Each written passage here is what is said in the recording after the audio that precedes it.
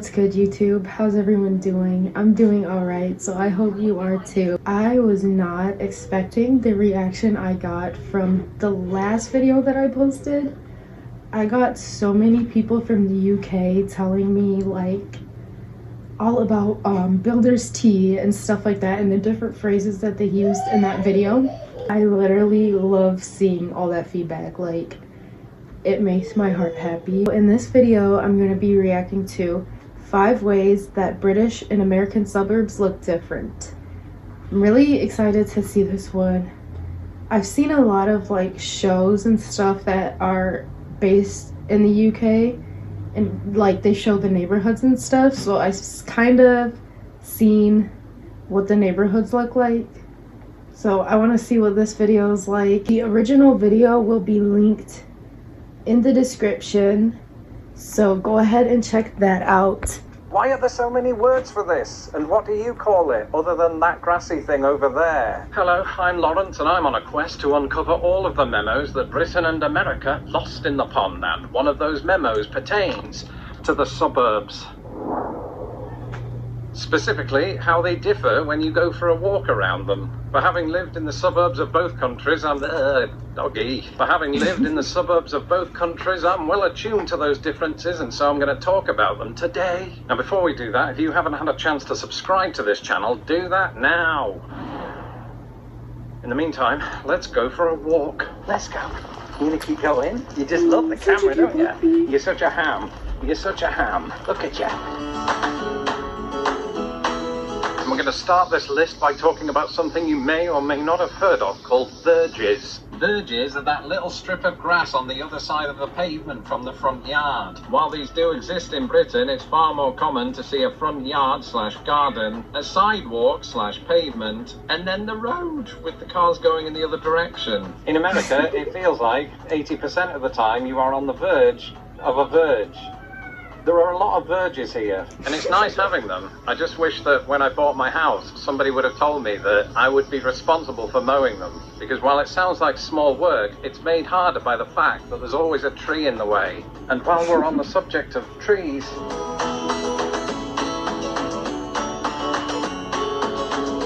I've talked before about how there are different types of trees here, but that's not what I want to talk about, nor the notion that your average American suburb has more of them, because I'm not entirely sure that it does. In fact, I want to talk about greenliness. What's greenliness, Lawrence? Greenliness is a word that I made up to describe the degree to which something is green.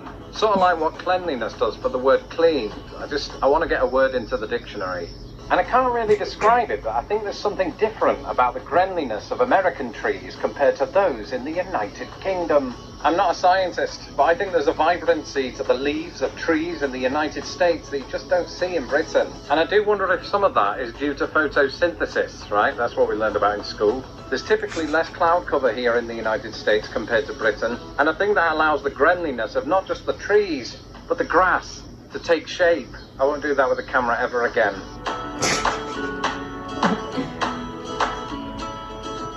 Perhaps the most enduring image of a stereotypical American house is not the house itself, but the white picket fence that surrounds it. But while America undoubtedly has more of these than Britain, a lot of American suburban homes are perhaps more notable for having no grass to take shape. I won't do that with a camera ever again.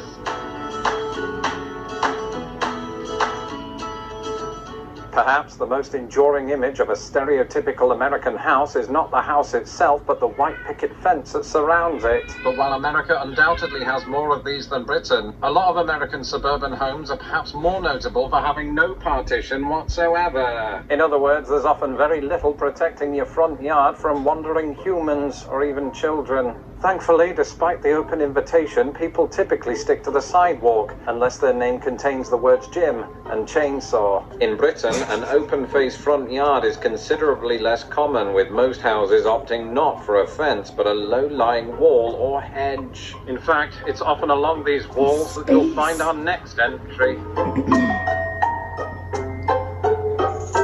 That must just be that In the neighborhood. past, I've talked like, about the general difference space between really British and small. American street names. For example, in Britain, virtually every town and city has a street named after Queen Victoria, whereas in the US, there's a good chance that your street name will contain either a president, a number, or a type of tree. But there's also a major difference in how the street names are displayed. Oh my gosh, I have to pause for a minute because there's a spider right there. I'm scared. I think it's just a jumping spider, so I think I'm good, but it's a... Where'd it go?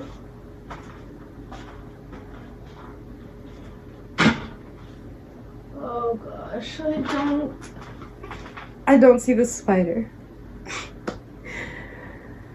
I don't know what kind of spider it was. I think it was a jumping spider. I hope it was a jumping spider. Okay, let me get back to this video. We only got a little bit more.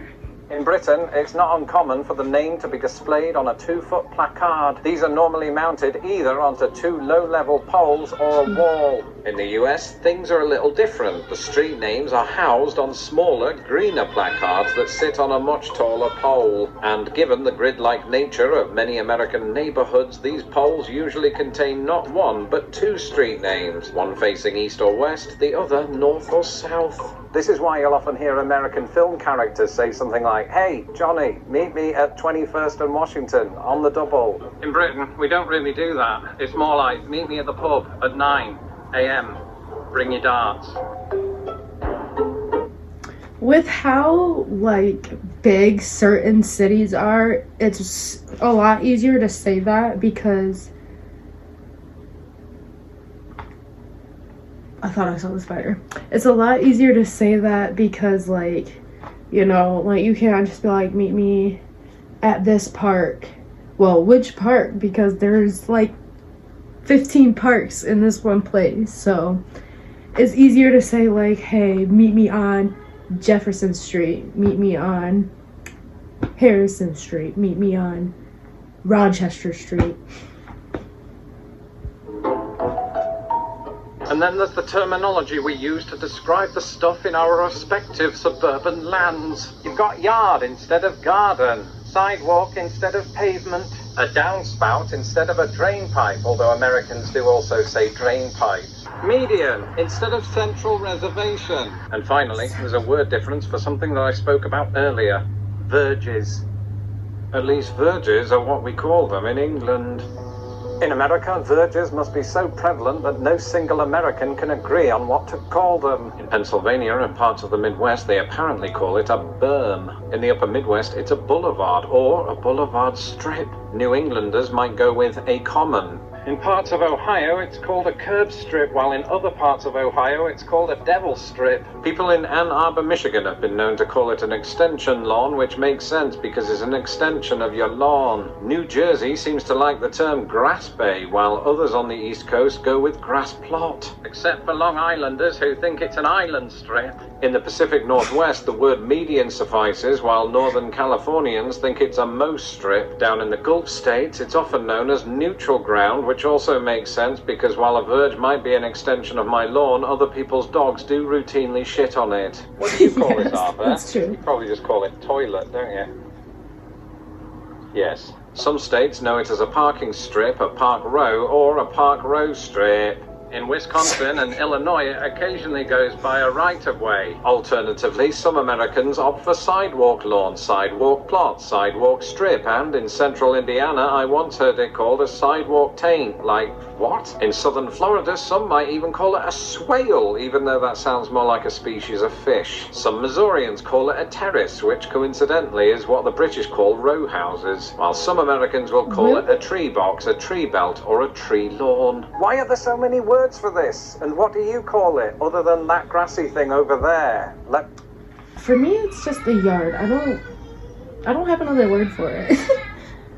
me know in the comments below. And that's it for this episode. Let me know in the comments below if you've ever lived in a suburb and the general friendliness of your trees. I'm Lawrence Brown. You can follow me on Twitter and/or Threads, and don't forget to subscribe to this channel so that I don't have to. And while we're on the subject, here's a video of some of the culture shocks that I experienced after moving into my first American suburb, and you're going to watch that video next. Thank you to my ponderers who make these videos possible. If you would like to become a ponderer and gain access to my secret video series, Diary of a YouTube Sensation, What's Going On? And watch my secret live stream, you can do that today at patreon.com/lostinthepond or by clicking the join button below. Until the next video, goodbye. I really hope you guys enjoyed that video.